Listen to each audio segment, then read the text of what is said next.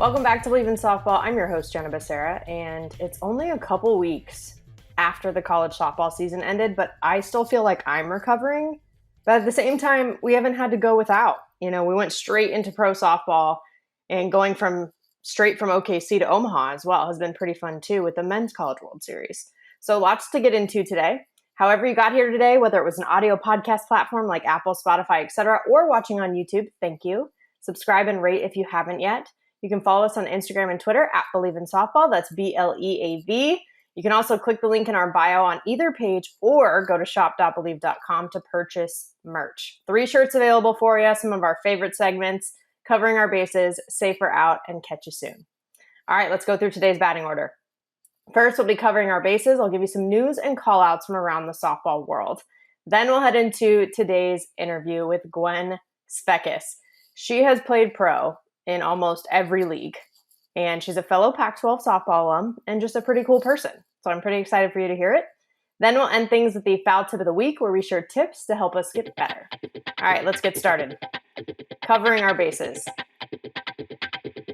BetOnline is your number one source for all your betting needs. Get the latest odds, lines, and matchup reports for baseball, boxing, golf, and more. BetOnline continues to be the fastest and easiest way to place your wagers, including live betting and your favorite casino and card games available to play right from your phone. Head to the website or use your mobile device to sign up today and get in on the action.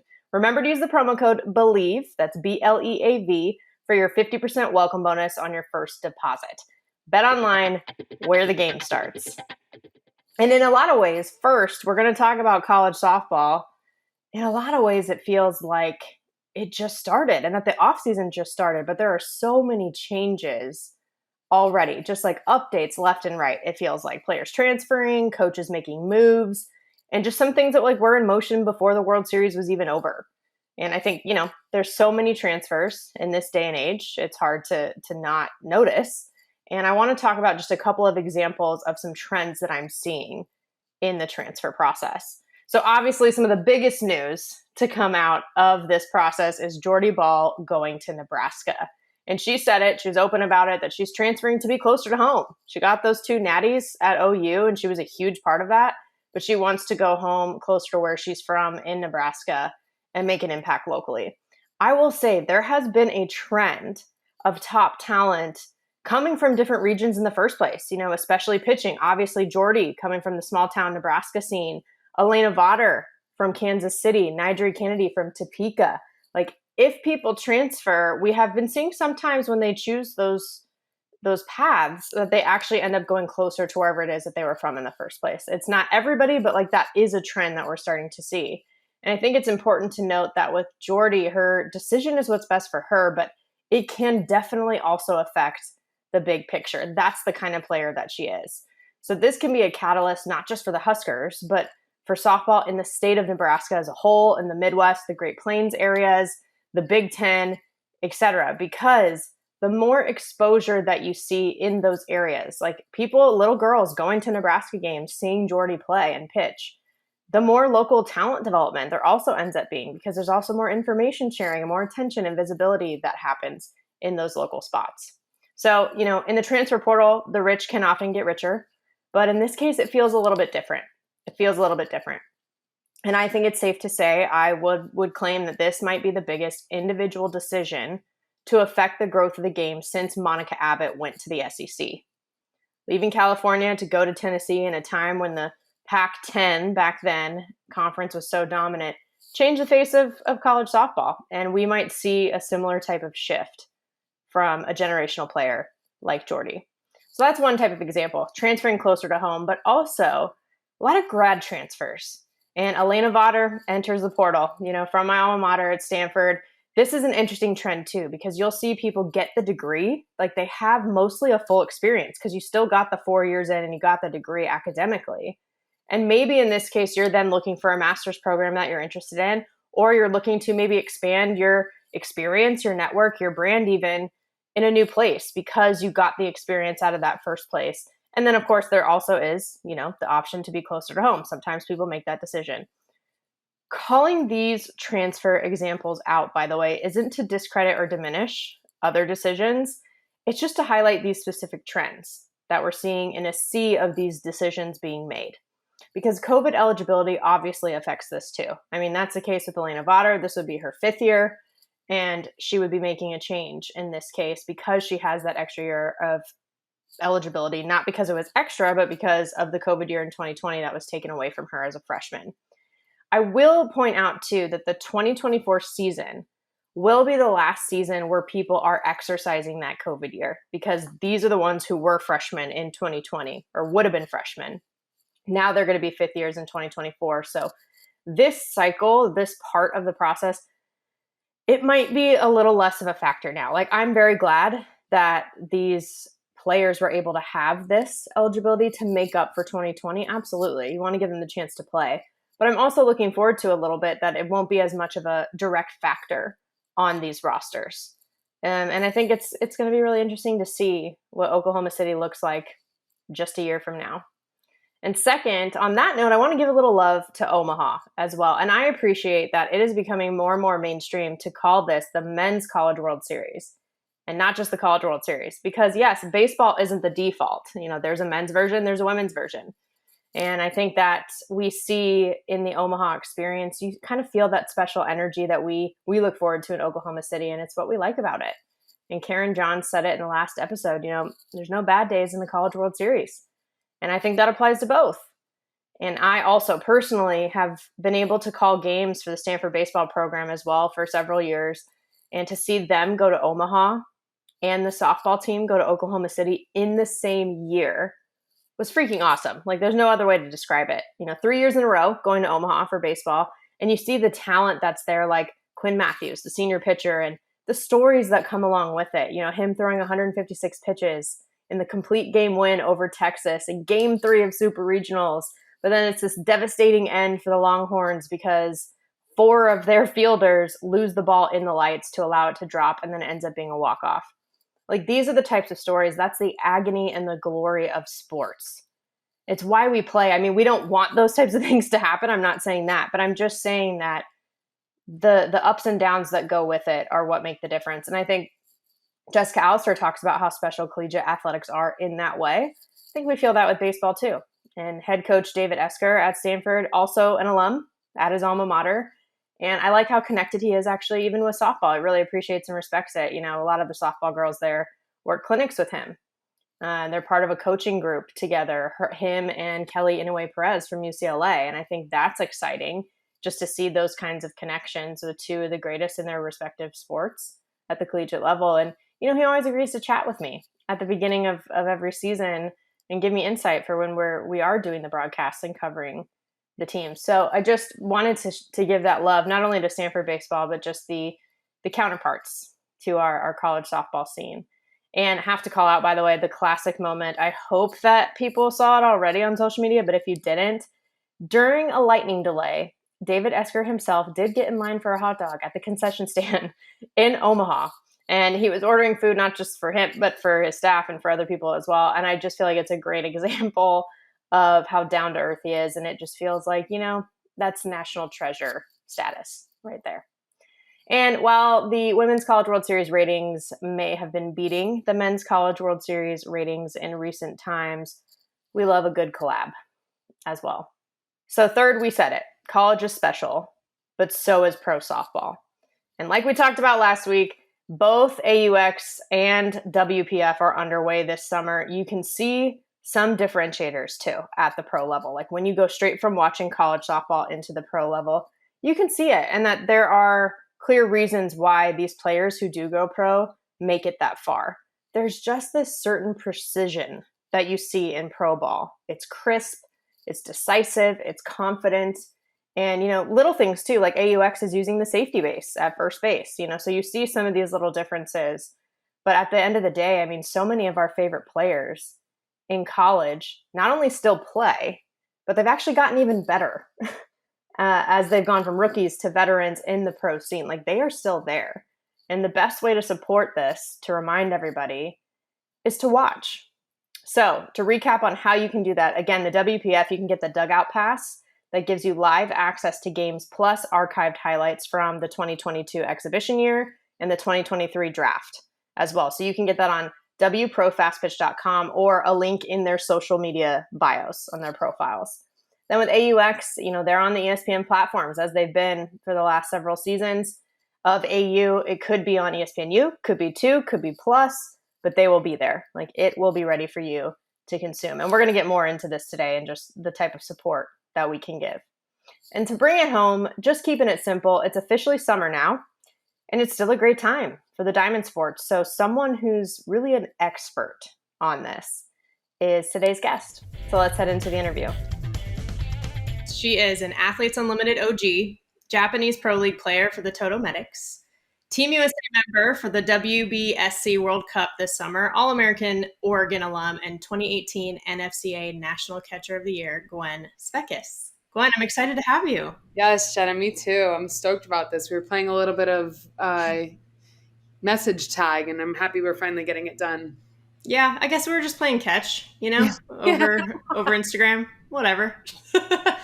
No, but honestly, you're a champ because I know that you are fresh off the plane, literally from Japan to coming to AUX in Chicago. So how was your flight? How are you feeling, first of all? Feeling good. Worked really hard last night to stay up. I stayed up till like 11:30 and woke up this morning at 8 a.m. So I'm hoping.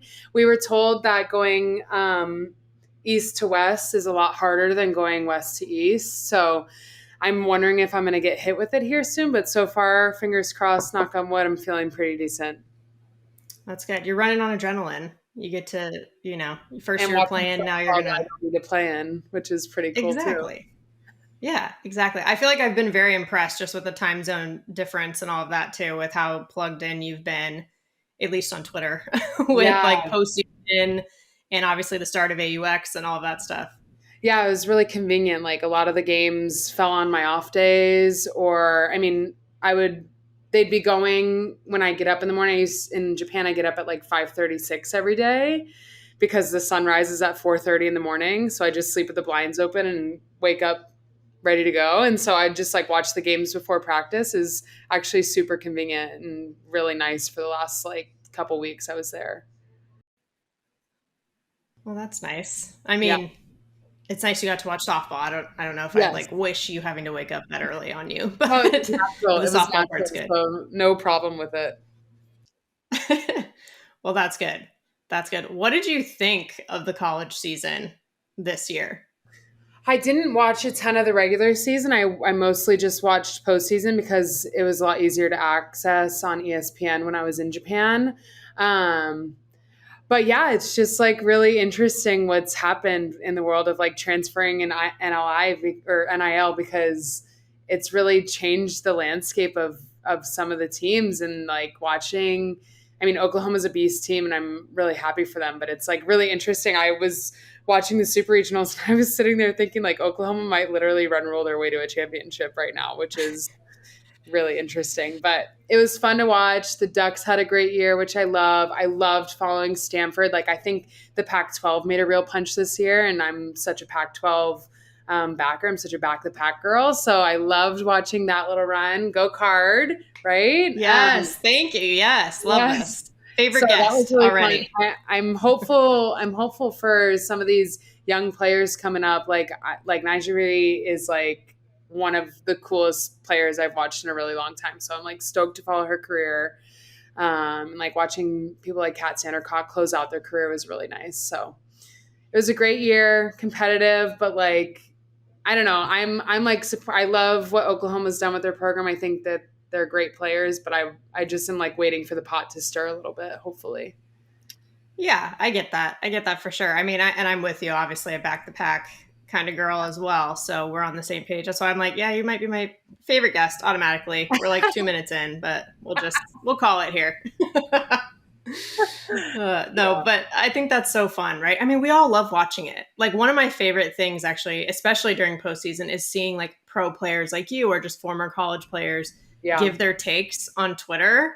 And I saw some of yours. I know you have some strong opinions, especially about catching, obviously. Yeah. Totally. So I feel like I need to know more insight here. I know, for example, tell me your thoughts on the throwing from the knees situation. Yeah, like throwing down a second from the knees. Well, I'm a huge supporter of throwing from the knees if you can do it, but I always believe like you can't throw from your knees if you can't throw from your feet. So like when I teach young kids how to throw, I always teach from the feet. Yeah. Because throwing from the knees is cool and it's flashy, but if you don't know how to do it, it's also a really quick recipe for an injury. But I love throwing from the knees if you do it right.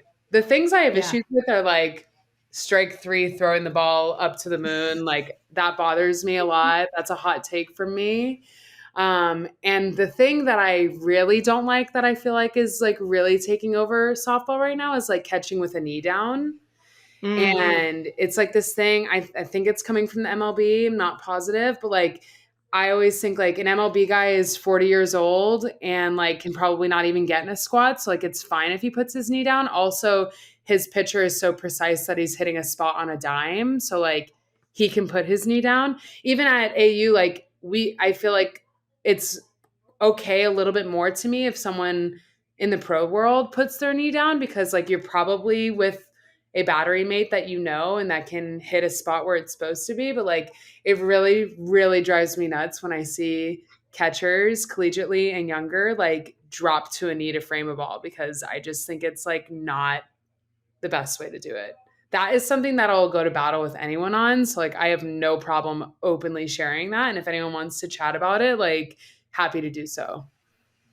Well, I think I agree with the general concept you're touching on too, which is like create a foundation first, and Right. then you can start to do some of these other things. I feel like that is just a good general rule to have for Yeah. anything in softball, let alone obviously catching.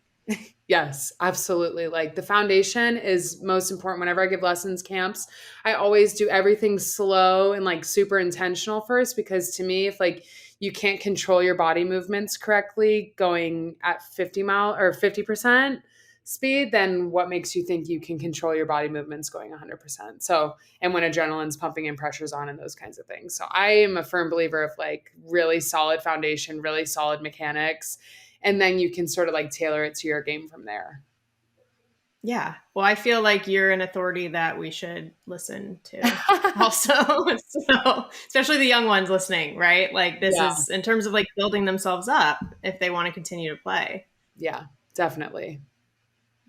Well, I know you said you hate I saw too. It's funny you brought up the like throwing the ball up to the moon after a strikeout with catchers. I saw the AUX like content too, where it's like, what gives you the softball ick? Yeah. And so many people said that. So Yeah. you hate that. What about Yeah. like when catchers chuck it into the I hate ground? it. I hate it. I hate it. I hate it. Like, and like there are moments I'm sure like if you watched all of my Oregon games, I'm sure like sometimes during a big moment, like I probably tossed the ball, but like maybe like 2 feet in the air, not ever like launched it to the moon. I think something that I feel and there was a lot of obviously conversation around OU and like the hype that they were running with. And I don't think anyone's taking away from playing passionately or like honoring little moments. It's just like I also Bleav there's a little bit of act like you've been there before involved in our game. And like I hate when people are like, baseball players would do that and be fine. And it's like, no, they wouldn't. I've never seen a baseball catcher throw a ball up to the moon when they strike someone out, right? Like I've never seen a baseball player pimp a walk or those kinds of things. So like I think like there's a layer of celebrate the little things, but like when the ick comes, it's like, okay, but that's like not, I don't know. Like I think part of being a pro is like the swagginess of like, yeah, I just struck you out and like it was a really casual, normal thing for us to do. You know what I mean? Yeah. Yeah, I do. I do get what you mean. Yeah. And so I don't know if you felt this way, but when I was in college, our coach was very much like, respect your equipment.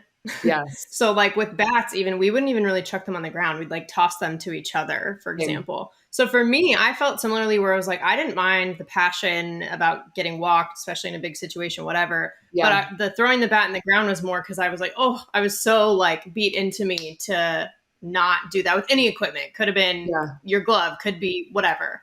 Like, Yeah. so that was the part for me where I was like, I don't Yeah. know. And like I love celebrating when you're O2 and coming back and getting walk. I'm totally on the same page. I just like had Yeah. flashbacks to when Sam Shao broke the internet when she bat flipped for the first time.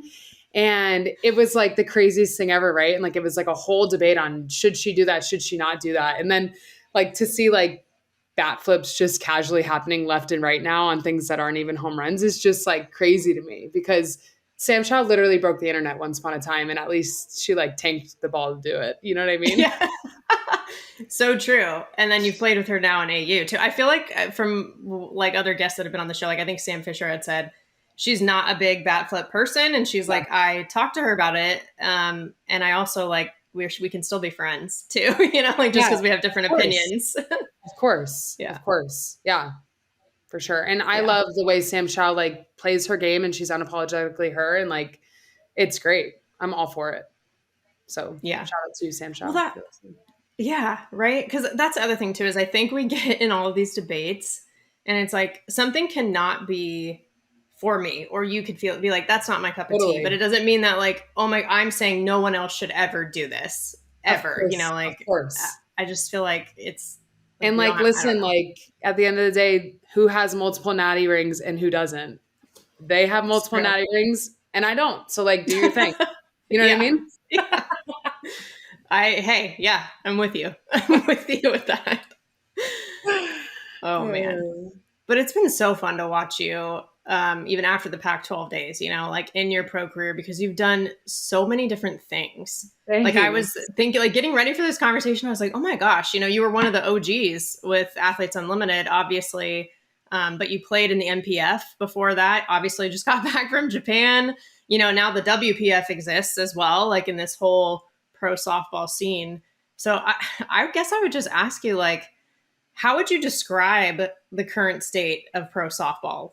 I think that pro softball is on the cusp of like really turning a corner. I think, you know, the MPF did a great job for pro softball, and the fact that it just survived for 17 years, like it kept something going.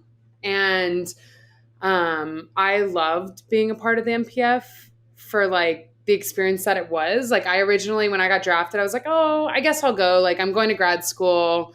Might as well just like play a year and then hang it up. And then I got to the Bandits and realized like I didn't realize how behind pro softball was compared to like my experience at Oregon, where like we were like absolutely adored on campus. We sold out every game when I played there, and everybody knew who the softball team was. And it was like so cool to be a part of that community.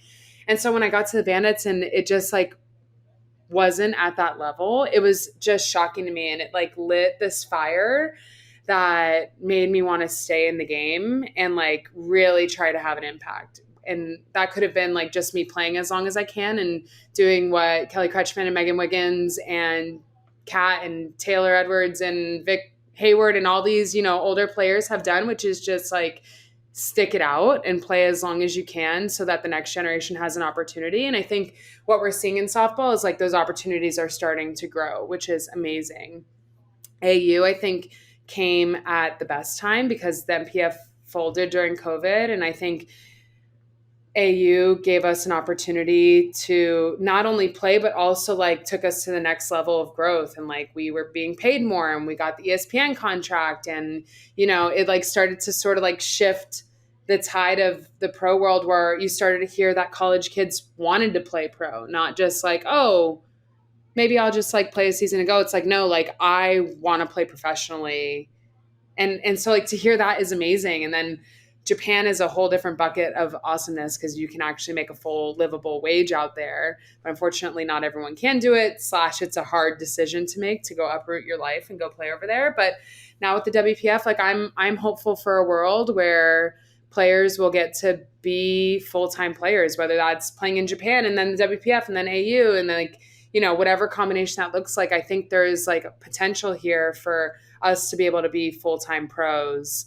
And that's my ultimate goal, is for like the 10-year-old right now. I always like when people ask me like, what's your why? It's like that little girl. I would love if she could grow up and do this as long as she wanted and pay the bills and live the life she wants to live without having to get a second job. Like that's my goal. And I feel like my generation right now is like building on what the generation before us laid and like kept alive.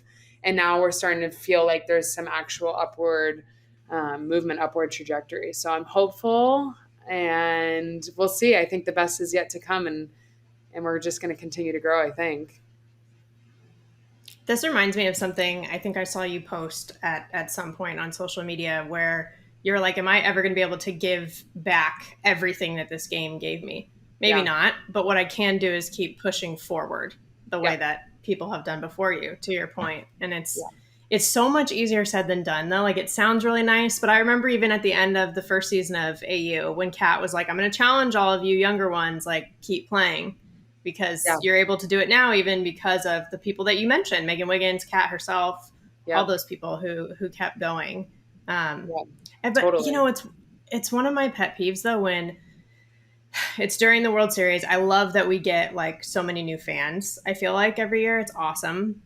But then when people, it'll be that tweet, hey, how come there's no pro softball league? This is so fun to watch.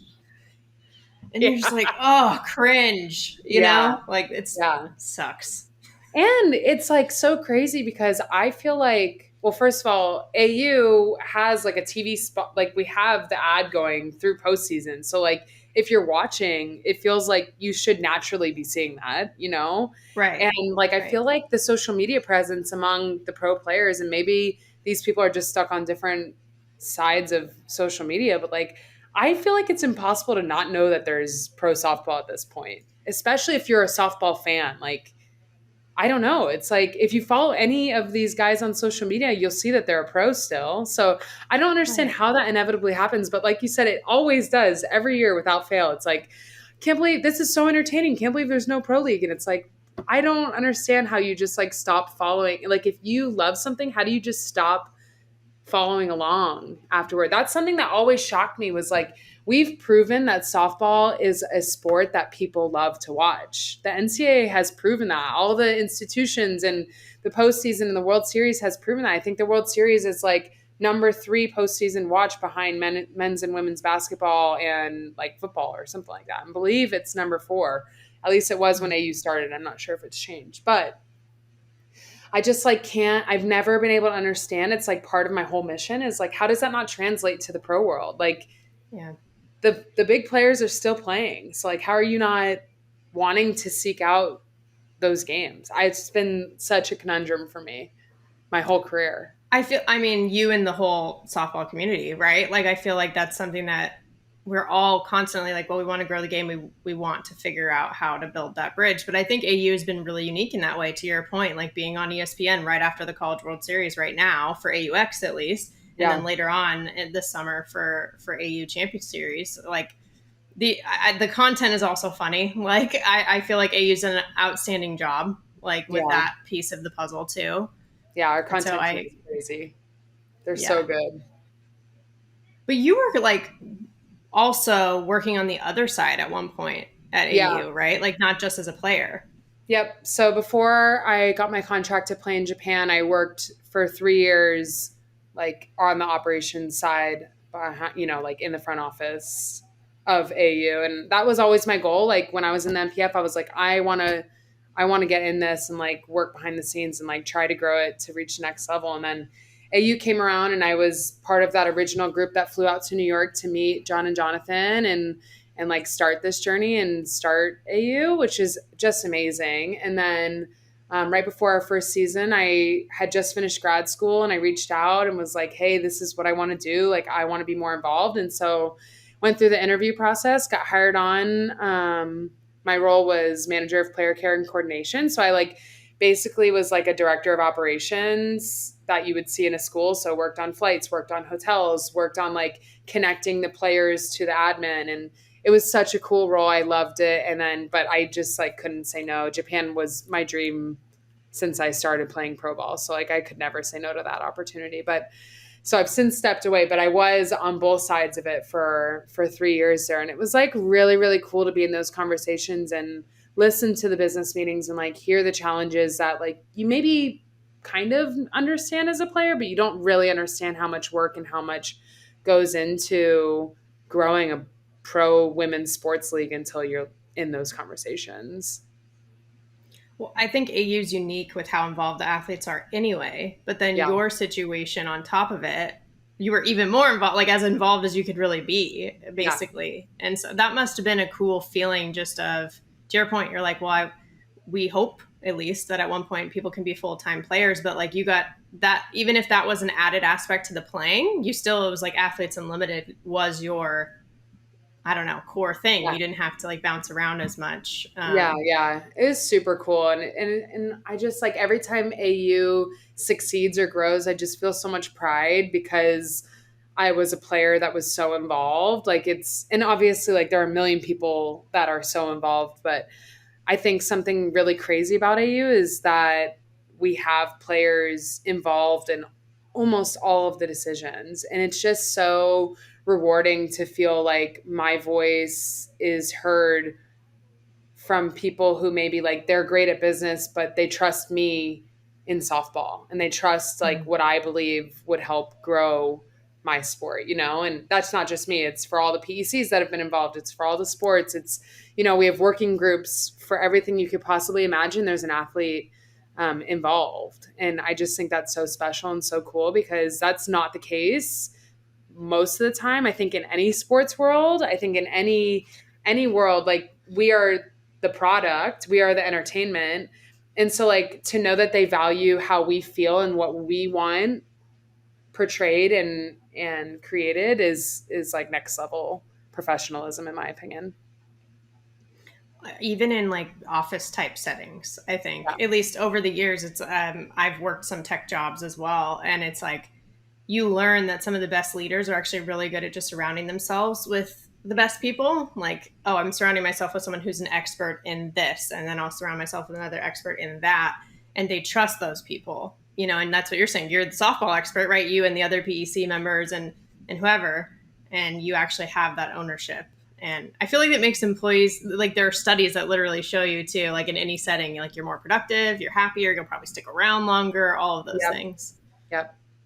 Yeah. I always thought Coach White was great at that at Oregon. Like he knew what he specialized in as a coach, and he was great at finding people that like leveled up other areas of the game, and to that point, I think it's so true. Like that makes you want to stay when you have the whole area kind of like your whole everything you need is filled, maybe not by the head person but by the people that they know they needed to surround themselves with. It's also like a huge testament to like being self-aware and like understanding that maybe you don't have it all figured out, but I know who I need to get to the next level of my game, coaching, running a league, whatever it is. So, well, and as anyone who's a captain in AU, I'd imagine you'd have to tap into that as well. Exactly. Yeah, like there are super shy people that will make sure they draft someone really early on who will take charge. Like, for example, Vic Hayward is like not only like a really direct go-getter, she's been a captain, she's a great leader. So like, I think there are times where someone who's more shy and maybe doesn't want that role as much might draft her super early because they're like, I want her to help me do this. I want her to help me take this over, So you definitely see that here. Like there are people that are like very much like more captain oriented humans that will get drafted to run those roles a little bit more, or at least like contribute in that way. That makes sense. That makes a lot of sense. How much do you think you all actually lean on the facilitators? Oh, a ton. Like we say there's no coaches because like at the end of the day, if I'm a captain, I write the lineup. But like I would say most captains, one, don't make a single decision without their facilitator. Some captains will just like completely pass it off. Like depending on who my facilitator was, I might just be like, you can just do everything. Just I'd like to catch, So I think most of the players prefer to just play and then like step in and be the voice when they need to, or like have their say in the lineup portrayed. But for the most part, a lot of the players just like, hey, you take this and run with it because I don't want to have to think about it. Yeah. But that makes sense. It's still like the facilitator is still in service to all of you. Not that like a standard coach role isn't, but it like flips it a little bit in terms of that like authority figure type dynamic. Yes, definitely. Yeah, I've loved watching AU. I mean, I've followed it, covered it since the beginning. Even on this show, like Victoria Hayward's been on the show a couple of times, and so I knew that like you, her, Haley Wagner, like we're all really involved early on. And Yep. obviously now you guys look like geniuses, right? For making this decision. You look really smart. But at the Yeah. time, Yeah. what made you do it?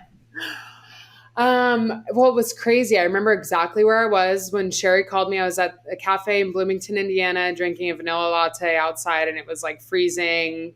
Bloomington winter was starting to roll in.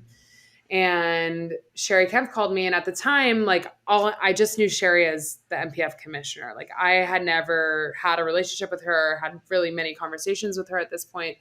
She called me, and I was like, "Why is she calling me?" And I was like a little scared, And she was like, "Hey, have a really cool opportunity. A lot of people will come out of the woodworks and say they want to help pro softball, but like this one feels like a real opportunity. I want to fly you out to New York with a few other players and just like have a conversation."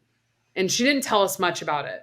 She said it was like a new format. Harvard business guys were involved in the creation of it and wanted us there. So we flew out, literally flew in the morning, flew out that night. So it was a 1-day trip. And I think the reason that I was so bought in, I didn't know Victoria Hayward other than her name before that. And this was the start of like, she's like my best friend now. So this is the start of our fantastic relationship. But I think really what it was I walked into this office building overlooking Central Park on like the 80th floor and had this moment where I was like, who are we dealing with? Like clearly these are really smart businessmen that know what they're doing if they're in this office right now. It was the coolest thing I've ever seen.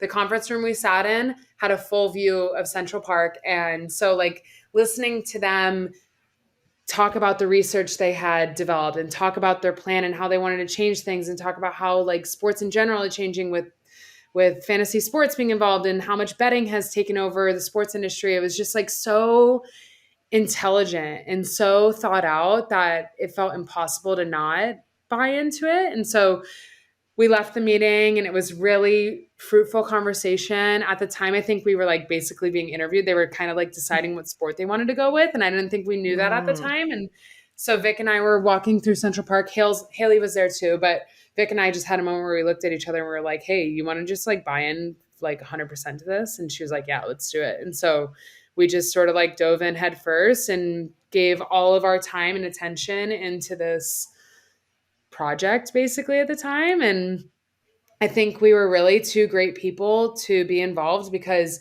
getting that first player group was a real challenge, especially because everybody, when they first hear about AU, thinks it's like super selfish and super, individualized, which there are parts that are individual, of course, and that's like a cool part of AU. But I think what we had to like really break our backs convincing people was that it was still 100% team. Like that team was 100% the most important thing and that it was going to work out. And I think after year one, we were just like beaming because everything that we said happened. Like the team was number one. And we had these amazing, like teams develop and never get to be together again. Like, I think that's one of the coolest things about AU is like, you can put together a lineup where like, holy crap, this is the best softball lineup you could possibly pull together.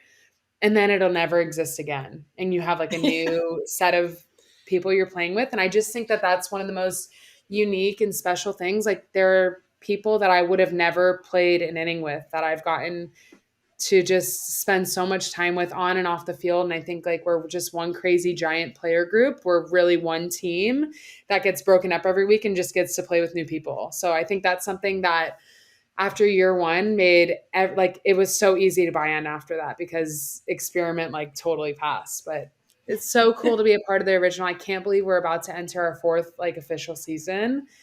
It feels like yesterday that Sherry was calling me in Bloomington, and I can't believe like how much time really flies when you're having fun type of thing. So yes, it's amazing. I'm so happy I did it. I will ride with AU until I'm done playing because I just every year is like a candy shop. Even being here right now as a spectator, I'm like having the most FOMO ever because all I want to do is be on the field with my friends. And then I'm also just like so stoked I get to be here as a fan because our in-stadium environment's so fun. We've got like a beer garden and like kids playing Papa Shop in right field. It's like so fun to like get to be in that environment. So catch me in the players suite later with the sign. I made the sign for the target. I hope someone hits it. Oh my God, So amazing. I love I'm that. super stoked.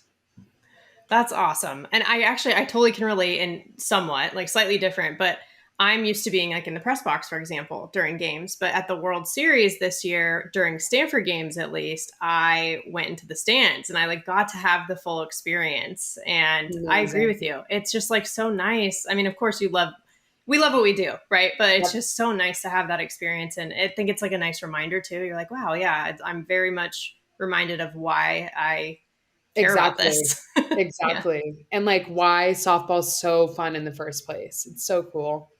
Yes. Oh man. Now, and I know I keep bringing up season one because I just think the way that you all established it was so important, and obviously helped build things for other women's sports in Yeah. the league as well. You know, like and softball got to be that piece. You know, Yeah. softball got to be the first one, and I think that's a big deal. You Yeah, know. I think it's really special. I think like a lot of the people that were involved in that first season like really treasure being a part of the start of this league because I feel like so grateful that lacrosse players and volleyball players and basketball players have had the opportunity to experience what we've experienced and also make it their own. And, you know, like volleyball is much more of an overseas sport. And now they have the opportunity to play in the States. And lacrosse didn't have a pro league alive at the time, like same as the MPF kind of. So they got the opportunity to play again, and now WNBA players don't have to go overseas, and maybe they can play in the shoulder league. And it's like it's really special to just be, no matter what happens to you, no matter how big it gets, like we can always say that we laid the foundation for other women to get an opportunity to play their sport Yes. professionally, and for our own sport, of course, to grow professionally. So it's super super special, and I know that I believe it. And I know a lot of the girls from that first season know how special it was for them to be involved. And if they don't know, I'm telling you right now, like we wouldn't be, pro softball wouldn't be where it is right now if AU didn't start. And I feel like I can say that definitively because there would have been nothing for a couple Yep. years, which is like crazy to think about based on how popular it is at the NCAA level. Oh yeah. No, absolutely. Absolutely. It was such and I mean, in some ways fortunate too. It's like this was sort of built to be in a bubble anyway, like in 2020. Totally. So hey, here we go. You It know, was one perfect. location. It was Yeah. perfect. We Yeah. didn't really have to change anything other than wearing masks and like not going to restaurants. Yeah. So it was great. Yeah. But I agree with you as well in terms of the team aspect because that's actually what stood out to me the most. Because you think of it, some people are like, oh, so it's kind of like fantasy softball, or it's like you said, a little bit individualized. But I was so impressed by all the team celebrations. There's always like an unofficial team name, no matter what. Yeah. There's always like props in the dugout that are relevant for that week. And like you said, it Yeah. might not be there next week. It'll be different, but like I feel like people really bought in every week. And I think Yeah. that also speaks to kind of playing and living in the moment, which we all know is better, but it's hard to do sometimes. And it almost kind of like not forced you to do it, but it encouraged you to do it that Yeah. way. Yeah, I totally agree. The celebrations thing and like the team, I've been on teams where our first practice we'll spend the first 15 minutes like basically putting out team names. And like I remember I was on Chitty's team last year when we were Barney and friends because we were the purple team. And or sorry, no, not Barney, peanut butter and jelly. And we like she split us into groups and we had to like do a skit to basically like try out your name. So we like have a lot of fun doing it too. Like there are times where it like organically comes up in the draft room. There are times where it's just like you start saying things until something sticks and then it's like everybody goes crazy. Like you go get props. Like I was on the purple team the second year and we were the unicorns and I went and bought a shirt for everybody and we all tie-dyed different purple shirts and that became our practice shirt for the week. And it's like so cool to watch the teams develop, the team chemistry like pop up in 1 week, which I think people might think can't happen, but it totally can. And it's like super, super fun to like have the ability to team bond and create something so unique that will never exist again. And like I think that part of it makes people buy in all the way because it's the one time this team will exist. And so everyone's like, yes, let's go crazy and let's win every inning and let's make a bunch of money and go home. And like I have my Hall of Fame teams in my head and it's like so cool to think back on them and like the buy-in of the different groups. It's like super special.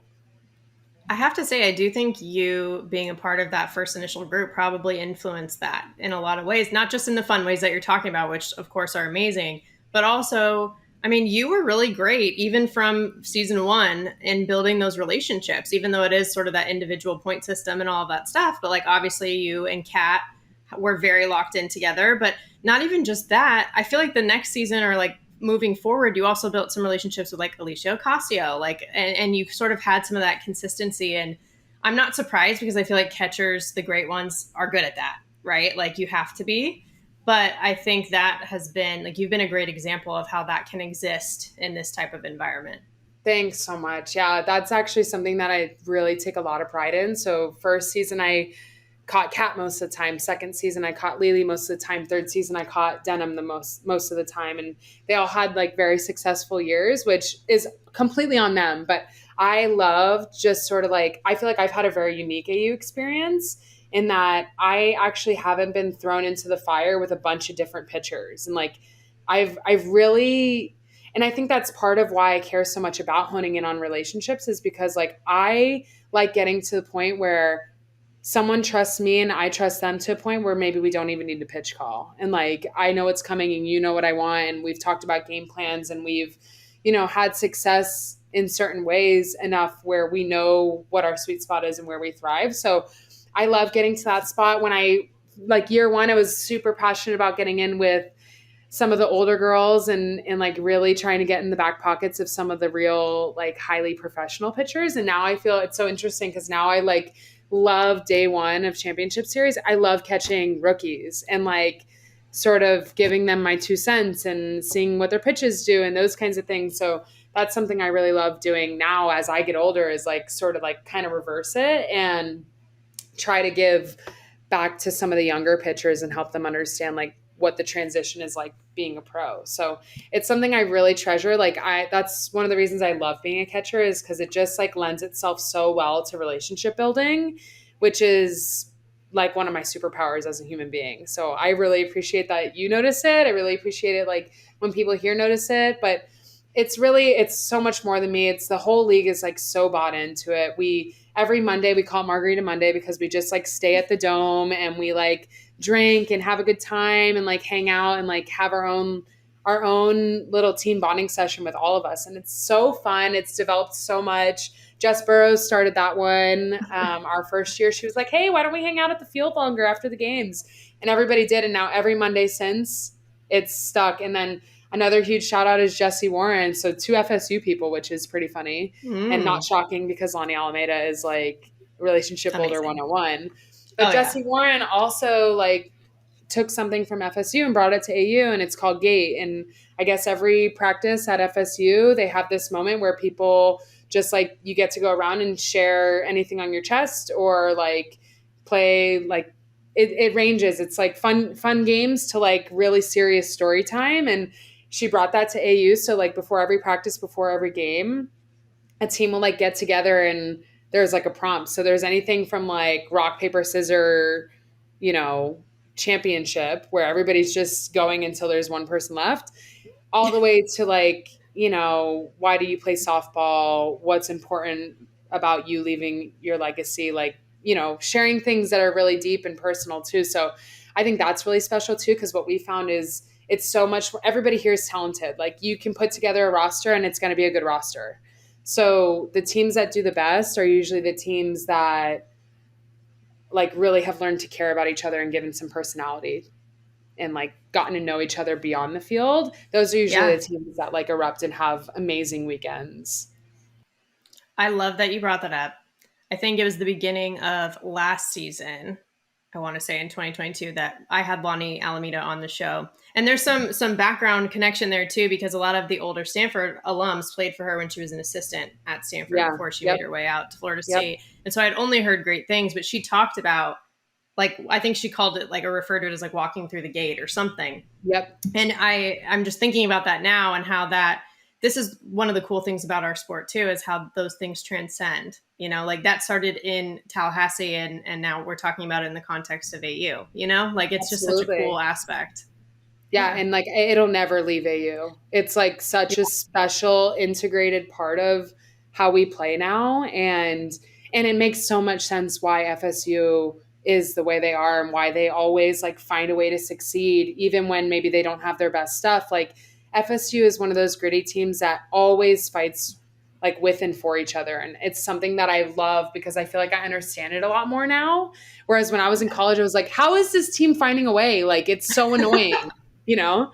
And now I'm like, okay, it makes sense because they like all actually like really know each other deep to the core and like care about each other in a way that's different than just being a softball player on a team. Yeah. I think that part's really cool about AU or just actually pro softball in general too, because you all bring that insight, that experience, like what's worked well, like some of these things that you've learned to each other in that way. And that's really cool. And when people don't keep playing, you don't get that as much, right? But when you do keep playing, you're able to have those moments. Yeah. Well, I mean, man, I could ask you, I'm like 50 million questions pop up in my head, right? Like to ask you, I'm trying to like keep it together a little bit right now, but I've just loved what I've seen you do, but also like in your era of pro softball, like how things have gone down too. I mean, we talked about how frustrating it is to hear people say like, why isn't there pro softball when there is? But what would you say to people? Like, what do you want people to know about pro softball if you had to just like summarize it? Well, I would say that like anybody who likes softball collegiately, like I guarantee either your favorite player or like someone from your favorite team is still playing. I could definitively say that. And I think that what's tough about being in the pro world is like the vicious cycle of like, if I'm a company, I get it. Like, I don't want to invest in something that's a sinking ship. I totally get it. And like in the past, pro softball just has like really struggled to get the traction and keep growing. And I feel like right now we're really starting to. And so now's the time to like go pedal the metal and keep the growth going. But I also get like really, really encouraged when I see things like Holly Rose tweet about it's the picture of the stadium and it's if you build it, they will come. And someone posted a photo of like a 20-year flashback. And it's just mind blowing how much the World Series has evolved in 20 years. Yeah. And so part of me like really thinks that can be pro softball. No matter what league we're talking about, like I believe that we can get there. And I think that what I would say to people is like, if you say you support women's sports, if you say you're a softball supporter, like we need you to help us get to the next level because it'll get to the point where it's super accessible and like it's in a great location and, it's all over TV and there are great ticket options and you know what I mean? Like we'll get there, but it doesn't happen overnight. And so it takes people who have like bought into college softball and like men who say that they support women's sports, like especially like maybe more higher profile professional men, like it'd be so cool to see those people who say that they believe in women's sports and want to make the women's sports realm better and blah, blah, blah, blah, blah, like to put your money or your support or your social media presence where your mouth is and sort of like help us continue to grow because I really believe we're finally getting there and all it takes is like continued support, continued traction, continued viewership and sponsorship and social media interaction. Like those things matter a lot more than I think people realize they do. And so like saying, oh, I support softball and I love these players and I want to support them playing professionally, but then you don't turn on the games or you don't go to a game or like, it's like, okay, well, that's tough if you say this, but you're not doing the things that would actually help us get to the next level. So that's what I would say is like, keep that support going into the pro seasons past college because like your favorite players and your favorite teams are still alive and well beyond graduation. Yes. And investment, that word really summarized it, right? It's like we do have to invest. And even like any business person at the most basic level, you have to spend money to make money anyway, exactly, right? Like but I think with pro softball in particular, obviously Japan, from everyone I've talked to that has ever played over there, has talked about how great the investment is. And you said it was one of your dreams to play there. Is that a big reason why? Yeah, there are a few reasons why. It's like playing in one of the coolest countries with one of the coolest cultures that just loves the diamond sports was one reason. Getting to be a real pro, like where I don't have to get a second job and my focus is training and being the best softball player I can be. I haven't had that since college. So I'm always, the past 4 or 5 years, I've been split between okay, making money to like really be able to pay my bills and like set up my life and then the other side is split between being a good softball player. And it's like that pull is really hard. And so playing in Japan gave me the opportunity where both of those aligned in the same spot. So that's really cool. It's like the playing environment is so cool. It's so ridiculously loud.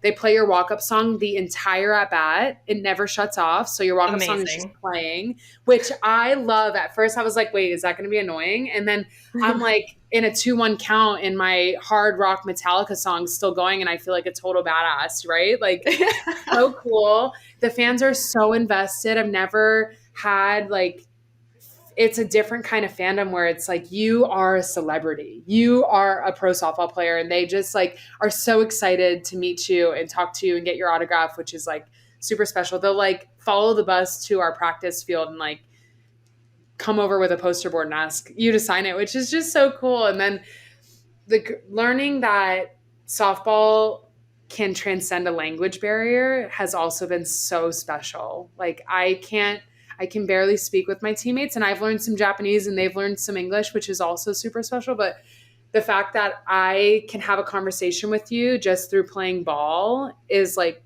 super cool and something that I just would have never been able to experience if not for the opportunity to play in Japan. So to anyone who gets the opportunity to play in Japan, I think you should go no matter what. It's definitely tough. Like being away from home, being away from the life that you've built in America is tough, but it's a second to none experience. And I'm so thankful I got the opportunity because I know not many people do.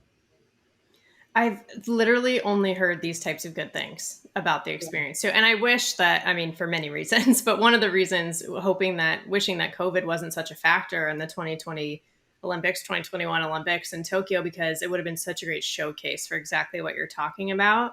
But even without the Olympics, we're going to keep fighting. We all know that. Like we're all on the same page with that, but it's still, pro softball is still something that we can build and that like we want to have. I think the Olympics were huge. Growing up, we were all about Team USA, right? And all these things, but I just feel like the fight that's going on in pro softball is ultimately what will help us with anything else. Yeah. I feel the same way about the Olympics. I had tickets to go and I actually am so lucky because I didn't get insurance on my plane flight, but they changed the time by 2 hours. And this was just COVID hadn't hit, but you were starting to hear about something weird happening, in the Eastern Hemisphere. And I remember I booked tickets with Lauren Lappin. We were just going to go and watch the games for fun because why wouldn't you? Right. And we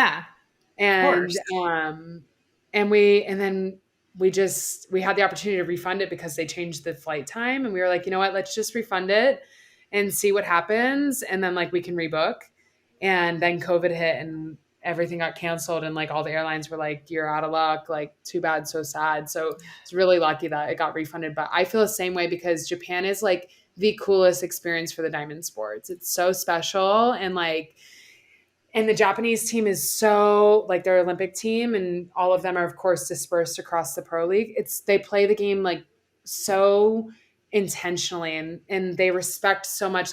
Every practice we spend the last 45 minutes raking and cleaning the field and taking care of, they count every ball. So if you hit a foul ball into the trees, someone goes and finds it because they treasure keeping everything so organized and so clean and they bow to the field before practice, you bow to the field after practice. And it's just such a special appreciation for the game that I feel we don't have in the States, not because we're disrespectful to the game. It's just a different culture. And I love that I've gotten to experience that and see it. And I wish that people would have been able to watch the Olympics because the way the Japanese national team plays is super, super cool. And it's different than the US in a lot of ways. And the US plays really phenomenally in ways that maybe Japan doesn't. So it's really cool being involved in both and having like, the American softball background. And now I'm learning the Japanese softball game because I feel like it's elevating me in a way that I didn't know that I could be elevated. I'm sure to a certain degree too, it's like you're also bringing, the culture of American softball to that, like all around, Exactly. right? Exactly. And that's what makes it so cool. Yeah. Yeah. Yeah. Exactly. Well, see I feel like what's cool as well is that you and Taylor Edwards also have so much in common. You're both Yeah. catchers. You're both right-handed hitters. Like you've both had USA across your chest. Like there's so many things that you guys have in common. And I think watching your relationship and just the way that you have also been so open with like your story, and it happened after AU, right? So Yeah, like, sure did. put that one on, on the list of good things. So, but just, Exactly. and it's Pride Month. And so I know that you've really been thoughtful and open about your story. So I just wanted to give you that chance too to tell me more about what it means to you. Like, why is it Pride Month and sharing your story so important to you? Yeah.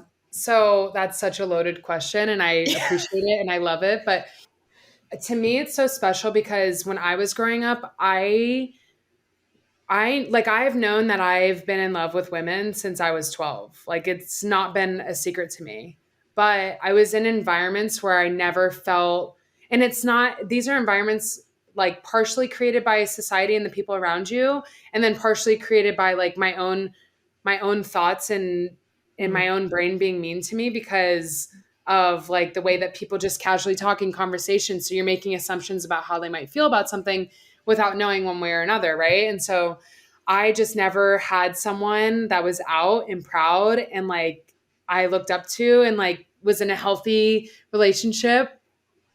Other like my parents were the only relationship that I had a bunch of eyes on, and obviously they're a straight heterosexual relationship. So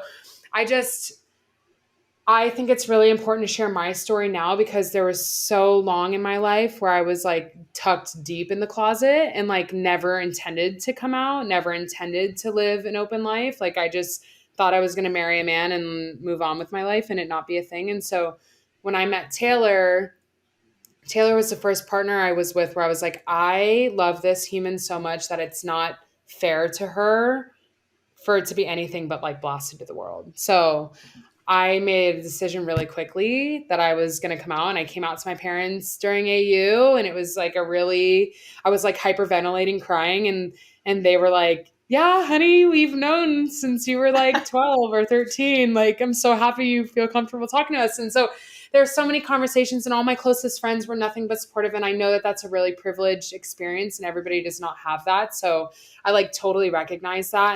And I treasure it really because coming out is so hard and it's so unique for everybody based on like your family circumstances and the society that you've grown up in and the world you live in and your religious beliefs and XYZ, right? So I have a very privileged coming out story.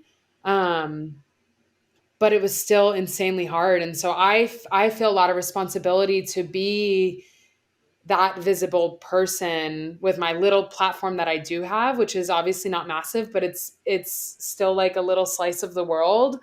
And, every time I post about Taylor, I get messages like, thank you so much for putting this out there. I get messages from parents saying, you're such a great role model. And I hope my children like see this and appreciate it for what it is. And I get messages from young girls saying, can you help me navigate how to come out to my parents? And I get messages from people saying like, this has changed my life. I've had people say that they were like in a really rough headspace and like knowing that there are people out there that live the same experience they do or a similar experience and like that the world didn't blow up around them has given them encouragement to maybe be more open with their story. And I always say like my timeline was perfectly my timeline. Like there are some times where I'm like, I wish I could have been out in college and like lived an out life in college. But really like who I am is because of the journey that I've lived. And I always tell people like your coming out story is your own timeline.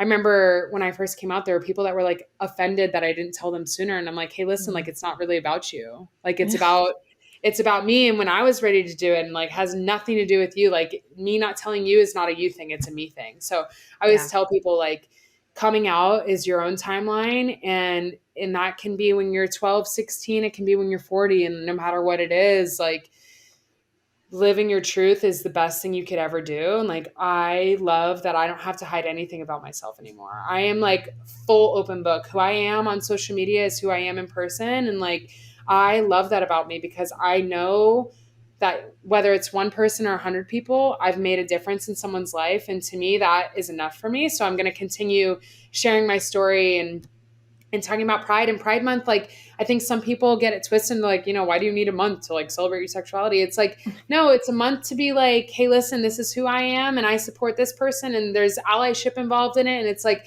it's a month to celebrate a world that has been suppressed and like has, I always say like, no one's going to choose to be gay. Like life is harder as a gay person. Like it's harder to figure out how I'm going to have kids and like where I'm going to get married and where I'm going to live my life. And like, so to say that someone's choosing that lifestyle is just like so disrespectful in my opinion. And like having Pride Month to be able to celebrate with other people who support you and love you for who you are is like so special to me because the LGBTQ community deserves that because we're all just human beings existing as well as we can and as well as we know how to. And like having some time to celebrate that is special and everyone deserves to like live their life with safety and like with love and happiness and on a journey that really has nothing to do with anyone other than them and the people they choose to live their life with. So I love everything about Pride. I love being a part of an organization in AU that like truly celebrates Pride and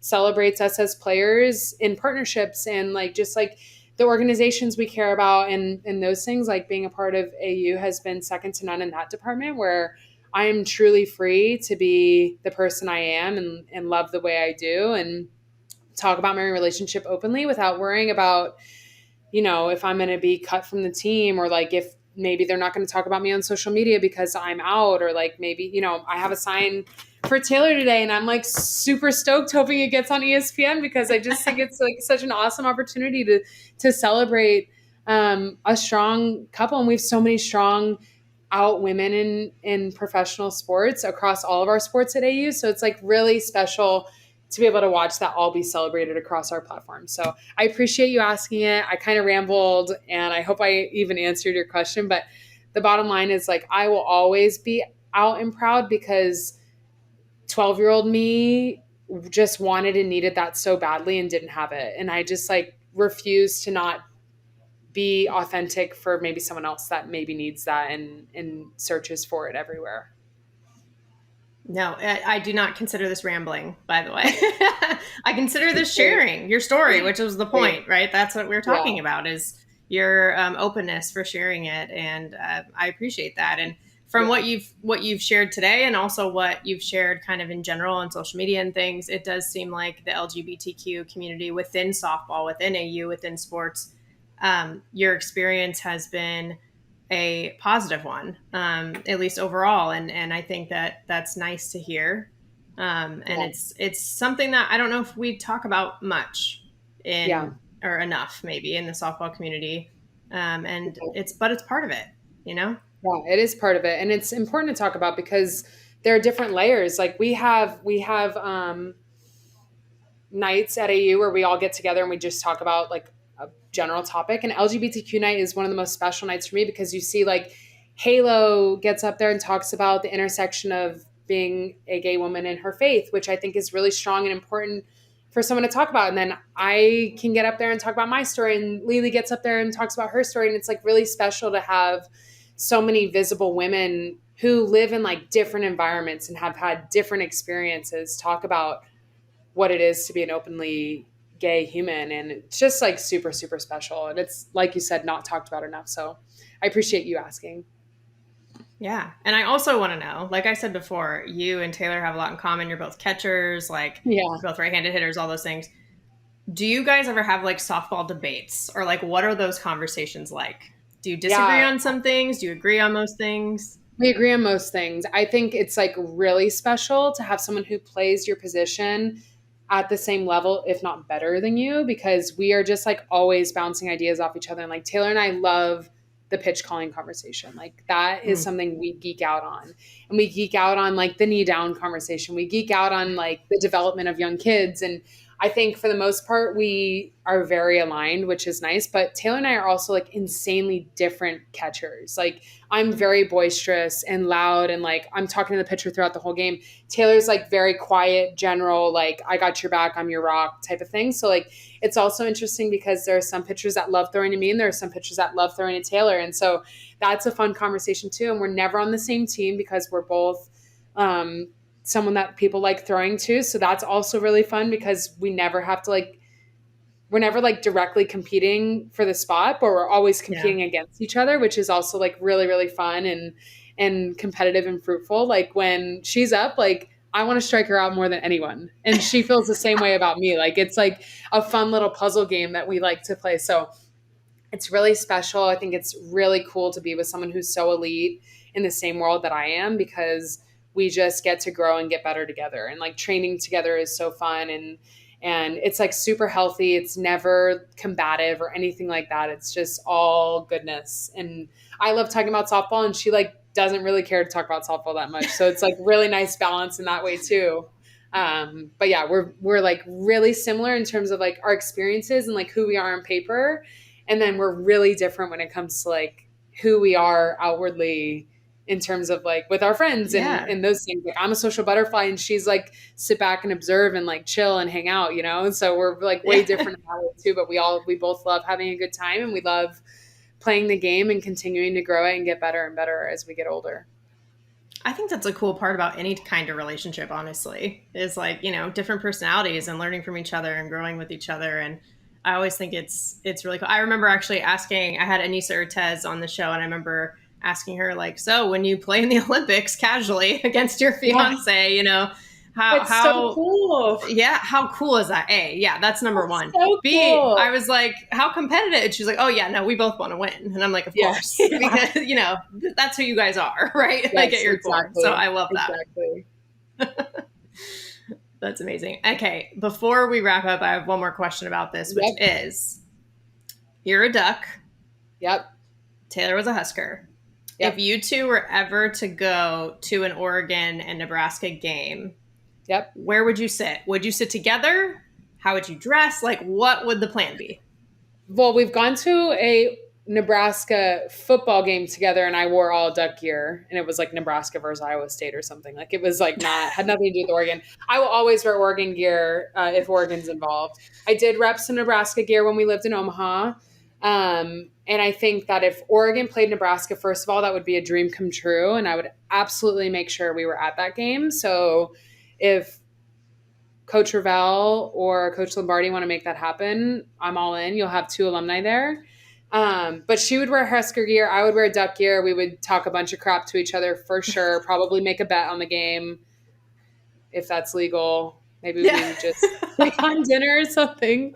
And we'd probably try and sit smack dab in the middle where we could just like be on both sides at once or like bounce from place to place. But I loved going to Nebraska games. We lived in Omaha for a couple years and I loved going to Nebraska games because Taylor is quite literally Nebraska royalty. Like we'd walk into the stadium and find our seats and I wouldn't see her for like half the game because every time she moves, someone stops her and wants to chat with her. And like their alumni and their fans are like super locked in, like love the history of Nebraska softball in a way that I've never seen. And Tatum and Taylor there are like royalty, like Mount Rushmore type thing. So it's like really cool.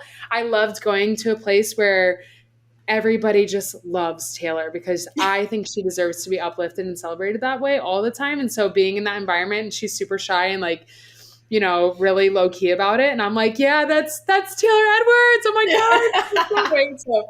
And I love that Jordy Ball is there and it's going to like sort of revitalize the program. And I think Rhonda deserves that. And I hope there's a day Oregon plays Nebraska because we will be there in a heartbeat. Oh my gosh. That would be amazing. I've had both Rhonda and Melissa Lombardi on the show before too, and they're both great. I mean, I might be there too, like if that ever happens, because that would be outstanding. I love it. Oh man. Well, man, I'd keep talking to you clearly, if I could, but I did promise that we would wrap up. So I guess I'll stick to my promise. And I know you have a game to get to watch Taylor. So yes, I do. With that being said, Yes, I'm going to let you do that, of course. So, with that being said, I wrap up just with a quick game with everyone who comes on the show. Okay. It's called Great. Safer Out. And Okay. even Kat did this. I had her on like Okay. right after the first season, and she even did this. So basically, I'll just bring up a topic, and if you like it or you agree with it, you call it safe. If you don't Okay. like it or you don't agree with it, you call it out. Okay. Let's go. All right. I'm in. Okay. So first one is the obstruction rule. Out. I think I knew. But I needed it on It's record. out of control. Out. Get rid of it. Out. I just don't know what you're supposed to do as a cat. You know what I mean? Are you It's supposed to just let the ball ridiculous. go by? It's so Yeah, silly. I'm for and safety, but yeah, it's not doing what it's intended to, though. Like if someone's getting blown up at the plate, that's different. Like if you're just taking away a run because someone's foot was 6 centimeters, on the way, it's like so silly and so stupid. And it's out. I'm so against it. do you think I've never talked to one, but do you think there's even a catcher out there that would be like, yeah, that's No. safe? Yeah. No. Maybe someone that got blown up once upon a time, but no, I don't think so. Even that, it's like that's part of the game too. Like I was raised learning how to be in a position where if I got trucked, I was safe. Like that's part of being a catcher. And like that part of the game is totally gone. And it happened in baseball. I don't know if you saw it the other night. I did. Happened in baseball and got overturned, and it's just absolutely ridiculous. So it needs to go out. Yeah. Yeah. All right. Yep. Knew that one. That was an easy first one. Second one is we touched on it, but to make it official, NIL, safer out. Oh, this is so tough. I'm going to go safe here, but I'm going to explain why I don't agree with all of it. I don't agree that it's become a professional sports realm. So I guess I'll lean on the outside because to me, college sports has become professional sports. Yeah. I wish the NLI was like, if your jersey's in a shop, you get a percentage of your jerseys. If you run a camp, you get paid the way you want to be paid. I believe in that stuff. And I believe if a football guy is bringing in millions to the institution through a jersey sale, I believe he should get a cut of that 100%. But the way that it's transformed recruiting and then it being coupled with the transfer portal is just so crazy. And it's just changed the game too much. And I just don't agree with it. I don't agree with the fact that a school can just go get the top players from all the best schools and because they have NIL money or whatever. I'm not sure. I can only assume, I guess. But they can, the richer schools have an upper hand where, it's shuffling the deck too much, and collegiate sports should be amateur. That's what you're signing up for, is to be an amateur sports player. So I believe in parts of it, and I like parts of it, and I like the intention of it from the get. I just think it's become something that it wasn't intended to be. And I don't agree with people being able to just bounce around from college to college based on who will pay them the most money. Well, and you're right. Literally the examples you gave about a jersey sale, that was the initial premise of NIL. So it has evolved quite a bit. So I completely understand that. Right. Okay. Last one. We talked about this one too. Actually, I was I couldn't wait till safer out. So that's why I was what do you think about throwing from the knees? What about this? What about that earlier? But normally I save that for now. But bat flips, safer out for the record. I'm out on them. I think if that's the way that you express yourself, and if you can hit a ball far enough to where you can bat flip, good for you. But something I loved watching Taylor play the first week of AU, she hit 3 bombs, and she hit a ball 290 feet. And she's sprinting out of the box. And I just love that because I believe if you respect the game respects you. And I'm not saying it's disrespectful. If you can do that, awesome, good for you. It's just not for me. And I would be so scared of it not getting out of the park that I could never do it. Because if you ever pimped a ball that didn't go out of the park or just squeaked over the fence, to me, it's so embarrassing.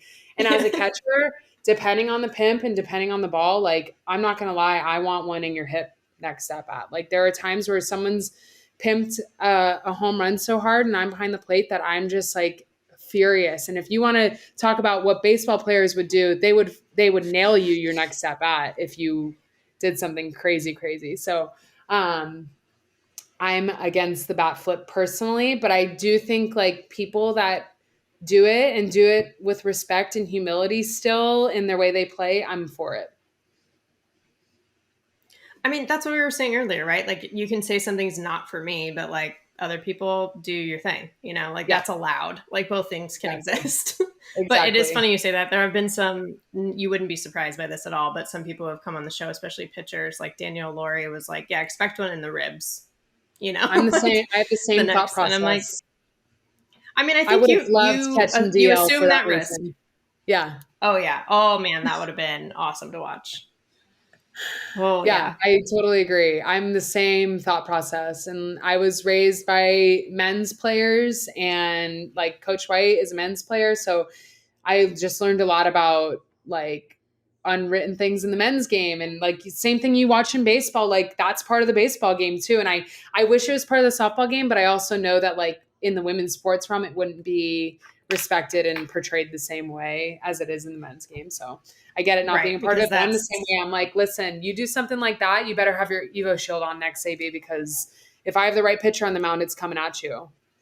Yeah, you assume the risk. I feel like you dish it out, you have to be ready to take it back. And that's in anything. Totally. That's not just this, So totally. Yep, I totally get that. Well, thank you for the hot takes, for the insight, for the stories, for all the things. It's been awesome having you. I'm glad we could make this work too. Yes, I know we've been talking for a bit. So I'm really, and thank you again. You're a champ, literally off the plane. Of course. So, of course. Gwen is someone who's been on my list to interview for a while now. And she's just been a part of so many different pieces of the softball community and just constantly trying to push the game forward. So it's just a no-brainer to have her on. And with that, let's transition to the foul tip of the week. This week's foul tip is about defining what's enough. Defining what's enough. I've been thinking about this recently. It comes up in anything, conversation, watching TV, etc. But I think we can all say that we've experienced moments before where we feel like we maybe put our all into something, but it doesn't work out the way we hoped. Have you noticed that the way that we usually or often frame how we're feeling in those moments is, I did all I could and it still wasn't enough? The way that that's phrased, it makes it seem like the volume of our efforts, the volume just wasn't enough. But sometimes it's not about the amount of effort we put in. We may have put in every single drop that we have.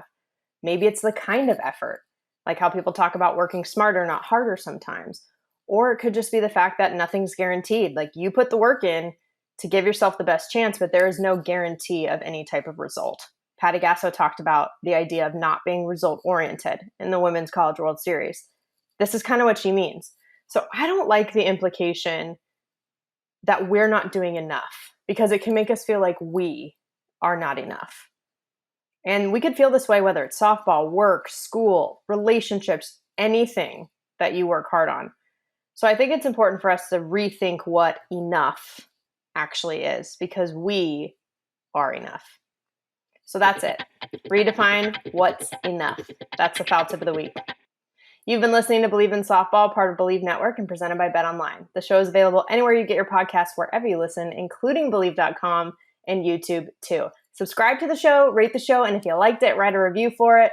You can follow us on Twitter and Instagram at Bleav in Softball. That's BLEAV. And you can reach out to me personally on Twitter at JennaBecerra01 and Instagram at Jenna Becerra as well.